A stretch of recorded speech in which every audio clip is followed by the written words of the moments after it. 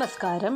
എല്ലാവർക്കും പ്രാർത്ഥനാ തീർത്ഥത്തിന്റെ പുതിയൊരു വീഡിയോയിലേക്ക് സ്വാഗതം. ജീവിതത്തിലെ പ്രശ്നങ്ങളും പ്രതിസന്ധികളും ഒക്കെ എല്ലാവർക്കും ഉണ്ടാകും. ആ പ്രശ്നങ്ങളെയൊക്കെ തരണം ചെയ്ത് മുന്നോട്ട് പോകുമ്പോഴാണ് നമ്മുടെ ജീവിതത്തിൽ നമ്മൾ വിജയം കണ്ടെത്തുന്നത്. എന്നാൽ നമ്മൾ എന്തൊക്കെ ചെയ്തിട്ടും ജീവിതത്തിൽ ഒരു ഉയർച്ച കിട്ടുന്നില്ല, കഷ്ടപ്പാടുകളും ദുരിതവും മാത്രമാണ് എന്നുണ്ടെങ്കിൽ നമുക്കത് വളരെയധികം ബുദ്ധിമുട്ട് സൃഷ്ടിക്കുന്ന കാര്യം തന്നെയാണ്. ഇങ്ങനെ വരുന്ന സമയത്ത് നമ്മൾ ക്ഷേത്രങ്ങളിൽ പോകും, വഴിപാടുകൾ നടത്തും. പക്ഷെ എന്തൊക്കെ ചെയ്തിട്ടും ഒരു പരിഹാരവും അതിന് കാണാൻ സാധിക്കുന്നില്ല, അല്ലെങ്കിൽ അതിനൊരു മാറ്റം കാണാൻ സാധിക്കുന്നില്ല എന്നുണ്ടെങ്കിൽ നമ്മൾ തീർച്ചയായിട്ടും ഒരു ജ്യോതിഷിയെ കാണാനായിട്ട് പോകും, അല്ലേ?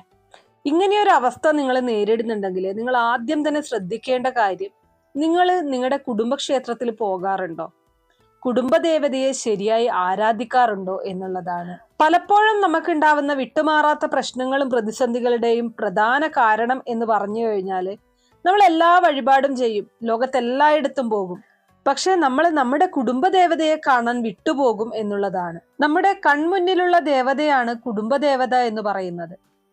ഞാൻ പറയുന്നത് കുടുംബക്ഷേത്രം ചിലപ്പോൾ ദൂരെയായിരിക്കും. ആ ദേവനെ അല്ലെങ്കിൽ ആ ദേവത സങ്കല്പത്തെ പറ്റിയാണ് പറയുന്നത്. നമ്മുടെ കുടുംബത്തിന്റെ രക്ഷയ്ക്കായിട്ട് നമുക്ക് മുൻപുള്ള 7 തലമുറകളിൽപ്പെട്ട നമ്മുടെ പൂർവികര്, നമ്മുടെ മുതുമുത്തച്ഛന്മാര് വച്ചാരാധിച്ചു പോന്ന അല്ലെങ്കിൽ അവരുടെ കൂടെ വന്ന ദേവതയാണ് നമ്മുടെ കുടുംബദേവത എന്ന് പറയുന്നത്. എല്ലാവർക്കും ഒരു കുടുംബക്ഷേത്രം ഉണ്ടാകും, അവിടെ ഒരു ദേവൻ അല്ലെങ്കിൽ ദേവത ഉണ്ടാകും. നിങ്ങളുടെ അമ്മ വഴിക്ക് ചില സമുദായങ്ങൾക്ക് അത് അച്ഛൻ വഴിക്കും കണക്കാക്കുന്നവരുണ്ട്. പക്ഷെ ഒട്ടുമുക്കാൽ സമുദായങ്ങൾക്കും അമ്മ വഴിയാണ് കുടുംബക്ഷേത്രം കണക്കാക്കുന്നത്. ആ ഒരു അമ്മ വഴിയുള്ള കുടുംബക്ഷേത്രം ഏതാണ് എന്നുള്ളത് അറിഞ്ഞു വെക്കുക എന്നുള്ളത് വളരെ പ്രധാനപ്പെട്ട കാര്യമാണ്. ആ ഒരു കുടുംബക്ഷേത്രത്തിൽ നിന്ന് ഞാൻ ഈ പറയുന്ന രീതിയിൽ കുറച്ച് മണ്ണ്, ഒരു പിടി മണ്ണ് വരുമ്പോൾ കയ്യിൽ കൊണ്ടുവന്ന് അത് ഞാൻ ഈ പറയുന്ന കണക്കെ നിങ്ങൾ വീട്ടിൽ വന്ന് ചെയ്തു കഴിഞ്ഞാൽ നിങ്ങളുടെ ജീവിതത്തിലെ സകല ദോഷങ്ങളും ദുഃഖങ്ങളും ദുരിതങ്ങളും ഇല്ലാതാവുകയും നിങ്ങളുടെ ജീവിതം മാറിമറിയുന്ന ഒരു സാഹചര്യം, ജീവിതം രക്ഷപ്പെടുന്ന ഒരു സാഹചര്യം വന്നു ചേരുകയും ചെയ്യും. ഒരുപാട് പേർക്ക് നല്ല മാറ്റം വന്നിട്ടുള്ള ഒരു കാര്യമാണ് ഇന്ന് ഞാനിവിടെ പറയുന്നത്. അതായത് കുടുംബക്ഷേത്രം എന്ന് പറയുന്നത് നമ്മുടെ രക്ഷയ്ക്കായിട്ട് സ്ഥാപിക്കപ്പെട്ടതാണ്. നമ്മുടെ കുടുംബക്ഷേത്രം എത്ര ചെറുതോ വലുതോ ആയിക്കൊള്ളട്ടെ, അത് കഴിഞ്ഞിട്ടേ നമുക്ക് ഏത് വലിയ മഹാക്ഷേത്രവും ഉള്ളൂ എന്നുള്ളതാണ്. ഉദാഹരണത്തിന് നമ്മളിപ്പോൾ ഗുരുവായൂർ പോയി നിന്ന് ആ ഒരു ഗുരുവായൂർ മഹാക്ഷേത്രത്തിൽ പോയി നിന്ന് പ്രാർത്ഥിക്കുന്നു. കണ്ണന്റെ മുന്നിൽ നിന്ന് നമ്മളെല്ലാം കരഞ്ഞു പ്രാർത്ഥിക്കുകയാണ്. അപ്പോഴും ഗുരുവായൂരപ്പൻ എന്താണ് നോക്കുന്നത്? നമ്മുടെ കുടുംബദേവത സന്തോഷവതിയാണോ അല്ലെങ്കിൽ സന്തോഷവാനാണോ എന്നുള്ളതാണ്. കുടുംബദേവതയുടെ ദുഃഖം നിഴലിച്ച് കണ്ടു കഴിഞ്ഞാൽ നിങ്ങൾ കുടുംബദേവതയെ തിരിഞ്ഞു നോക്കാതെയാണ് ഈ മഹാക്ഷേത്രങ്ങൾ മുഴുവൻ നടക്കുന്നത് എന്നുണ്ടെങ്കിൽ നിങ്ങൾ എത്ര വലിയ അമ്പലത്തിൽ പോയെന്ന് പറഞ്ഞാലും, എത്ര വലിയ വഴിപാടുകൾ ലക്ഷങ്ങൾ മുടക്കി പൂജ ചെയ്ത് എന്ന് പറഞ്ഞു കഴിഞ്ഞാലും നിങ്ങൾക്ക് അതിന്റെ ഫലം കിട്ടില്ല എന്നുള്ളതാണ്. പണ്ട് കാലങ്ങളിലൊക്കെ നിങ്ങൾക്ക് അറിയാനായിട്ട് സാധിക്കും, നിങ്ങളുടെ വീട്ടിൽ പ്രായമുള്ളവരുണ്ട് എന്നുണ്ടെങ്കിൽ ചോദിച്ചു കഴിഞ്ഞാൽ പറഞ്ഞു തരും. നമ്മൾ വലിയ വലിയ ക്ഷേത്രങ്ങളിലൊക്കെ പോകുന്ന സമയത്ത് അത് നമ്മൾ പ്ലാൻ ചെയ്ത് ഇറങ്ങുന്നതിന് മുന്നേ നമ്മുടെ കുടുംബദേവതയെ കണ്ട് അല്ലെങ്കിൽ കുടുംബദേവനെ കണ്ട് പ്രാർത്ഥിച്ച് അതിനുശേഷം മാത്രമേ നമ്മൾ ഇറങ്ങുകയുള്ളൂ. അപ്പോൾ നമ്മുടെ ജീവിതത്തിൽ നമ്മൾ ഏറ്റവും കൂടുതൽ പ്രാധാന്യം കൊടുക്കേണ്ടത് നമ്മുടെ കുടുംബദേവതയ്ക്ക് തന്നെയാണ്. ഇന്നത്തെ വീഡിയോയിൽ ഞാൻ പറയുന്നത് കുടുംബദേവതയുടെ അനുഗ്രഹം എപ്പോഴും നിങ്ങളോടൊപ്പം ഉണ്ടാകാനായിട്ട് നിങ്ങൾ ചെയ്യേണ്ട കാര്യങ്ങളെ പറ്റിയാണ്. അപ്പോൾ വീഡിയോയിലേക്ക് കടക്കാം. അതിനു മുന്നേ നിങ്ങൾ പുതിയതായിട്ടാണ് എൻ്റെ ചാനൽ കാണുന്നത് എന്നുണ്ടെങ്കിൽ ദയവേത് ചാനൽ ഒന്ന് സബ്സ്ക്രൈബ് ചെയ്യുക. തൊട്ടടുത്ത് തന്നെ ഒരു കുഞ്ഞു ബെല്ലൈക്കൺ ഉണ്ട്, അതോടൊന്ന് പ്രസ് ചെയ്യുക. അതിൽ ഓൾ എന്നുള്ള ഓപ്ഷൻ സെലക്ട് ചെയ്ത് കഴിഞ്ഞാൽ എൻ്റെ എല്ലാ വീഡിയോസിനും നിങ്ങൾക്ക് നോട്ടിഫിക്കേഷൻ കിട്ടുന്നതായിരിക്കും. ആദ്യം തന്നെ നിങ്ങൾ ചെയ്യേണ്ട കാര്യം, ഇനി അടുത്ത തവണ നിങ്ങൾ നിങ്ങളുടെ കുടുംബക്ഷേത്രത്തിൽ തൊഴാൻ പോകുന്ന സമയത്ത് അവിടെ നിന്ന് ഒരു പിടി മണ്ണെടുക്കുക. ഒരുപാടൊന്നും വേണ്ട, കുറച്ചു മതി. എടുത്തിട്ട് അതൊരു ചെറിയ പൊതിയിലോ മറ്റോ ആക്കി വീട്ടിൽ കൊണ്ടുവരിക. വീട്ടിൽ കൊണ്ടുവന്ന് അത് നിങ്ങളുടെ വീട്ടിലെ തുളസിത്തറയുണ്ടല്ലോ, ഒരു വീടായിക്കഴിഞ്ഞാൽ നിർബന്ധമായിട്ടും തുളസിത്തറ ഉണ്ടാകണം എന്നാണ് പറയുന്നത്. ആ തുളസിത്തറയിൽ ഇടാം. ഇനി തുളസിത്തറയായിട്ട് കെട്ടാൻ സാധിച്ചില്ല എന്നുണ്ടെങ്കിൽ 4 കല്ല് വെച്ച് ഒരൽപ്പം മണ്ണ് നിറച്ച് അതിലൊരു തുളസി നട്ടു വളർത്തുക. ആ തുളസിത്തറയിലേക്ക് നമ്മൾ ക്ഷേത്രത്തിൽ നിന്ന് കൊണ്ടുവന്ന ആ മണ്ണ് ഇട്ട് കൊടുക്കുക.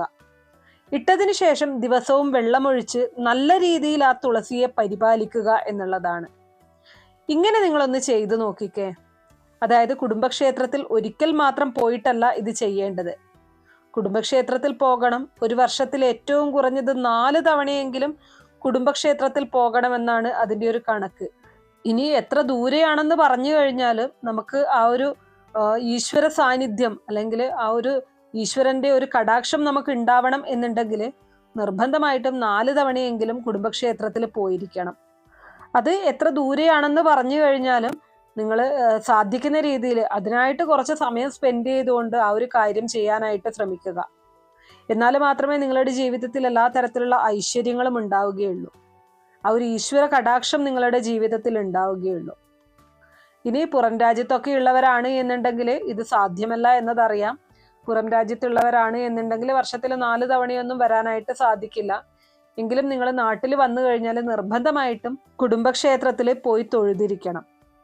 ഇനി ഈ പറഞ്ഞതുപോലെ തന്നെ വർഷത്തിൽ 4 തവണ വരാൻ സാധിക്കാത്തവർക്ക് ചെയ്യാൻ സാധിക്കുന്ന ഒരു പരിഹാരം എന്ന് പറയുന്നത്, നിങ്ങൾക്ക് ആ ക്ഷേത്രത്തിൽ മറ്റുള്ളവർ മുഖാന്തരമോ അല്ലെങ്കിൽ അവിടെ വിളിച്ചോ പുഷ്പാഞ്ജലിയോ അങ്ങനെ എന്തെങ്കിലും ഒരു വഴിപാട് 3 മാസത്തിൽ ഒരു തവണ നിങ്ങളുടെ ആ ഒരു ഗൃഹനാഥയുടെയോ ഗൃഹനാഥന്റെയോ പേരിൽ നടത്തുക. ഒരു പുഷ്പാഞ്ജലി വഴിപാടെങ്കിലും നടത്താനായിട്ട് ശ്രമിക്കുക. മാസത്തിൽ ഒരു തവണ ചെയ്യാൻ സാധിച്ചാൽ അത്യുത്തമമാണ്. ഇനി അതിന് സാധിക്കുന്നില്ല എന്നുണ്ടെങ്കിൽ 3 മാസത്തിൽ ഒരു തവണയാണെങ്കിലും അങ്ങനെ ചെയ്യാനായിട്ട് ശ്രമിക്കുക. ഇങ്ങനെ ചെയ്യുന്നതും നിങ്ങളിലെ സകല ദോഷങ്ങളും ദുരിതങ്ങളും ദുഃഖങ്ങളും ഒക്കെ മാറ്റി എല്ലാ രീതിയിലുള്ള ഐശ്വര്യവും നിങ്ങൾക്ക് നേടിത്തരുന്നതായിരിക്കും. ഇനി അതുപോലെ തന്നെ നിങ്ങൾ കുടുംബക്ഷേത്രത്തിൽ തൊഴാൻ പോകുന്ന സമയത്ത് ഒരു പിടി നാണയവുമായിട്ട് വേണം തൊഴാനായിട്ട് പോകാൻ. ഒരു 10-100 രൂപ മാറ്റി അത് ചില്ലറയാക്കി അത് കൈപ്പിടിയിൽ വെച്ച് ഒരു പൊതിയായിട്ടോ അല്ലെങ്കിൽ ഒരു പട്ടിൽ പൊതിഞ്ഞോ എടുത്തുകൊണ്ടുപോയി കുടുംബക്ഷേത്രത്തിൽ സമർപ്പിക്കണം. ഞാൻ ഈ പറയുന്നത് വല്ലപ്പോഴും മാത്രം കുടുംബക്ഷേത്രത്തിൽ ദർശനം നടത്തുന്നവരുടെ കാര്യമാണ്. വീടിനടുത്തൊക്കെ കുടുംബക്ഷേത്രമുള്ളവരാണ് എന്നുണ്ടെങ്കിൽ ദിവസവും തൊഴാൻ സാധിക്കുന്നവർ അങ്ങനെ ചെയ്യുക. അങ്ങനെ ചെയ്യുന്ന സമയത്ത് നിങ്ങൾ യാതൊരു വിധത്തിലുള്ള വഴിപാടുകളോ അല്ലെങ്കിൽ ഇങ്ങനെ ഈ പറഞ്ഞതുപോലെ നാണയങ്ങളോ ഒന്നും കൊണ്ടുപോയില്ലെങ്കിലും യാതൊരു വിധത്തിലുള്ള പ്രശ്നങ്ങളും ഇല്ല. നിങ്ങൾക്ക് എപ്പോഴും ആ ഒരു ദേവിയുടെ അല്ലെ ദേവന്റെ അനുഗ്രഹം ഉണ്ടാകും. വല്ലപ്പോഴും മാത്രം പോകുന്നവര് നമ്മൾ ആ ദൈവത്തെ മറന്നു പോയില്ല എന്നുള്ളതൊന്ന് ഉറപ്പുവരുത്തുക. നമ്മളവിടെ ചെയ്യേണ്ടതായിട്ടുള്ള കാര്യങ്ങൾ ചെയ്തു എന്നുള്ളത് ഉറപ്പുവരുത്തുക. എന്നാൽ മാത്രമേ നമ്മുടെ ജീവിതത്തിൽ അതിൻ്റെ ഐശ്വര്യം നിലനിൽക്കുകയുള്ളൂ.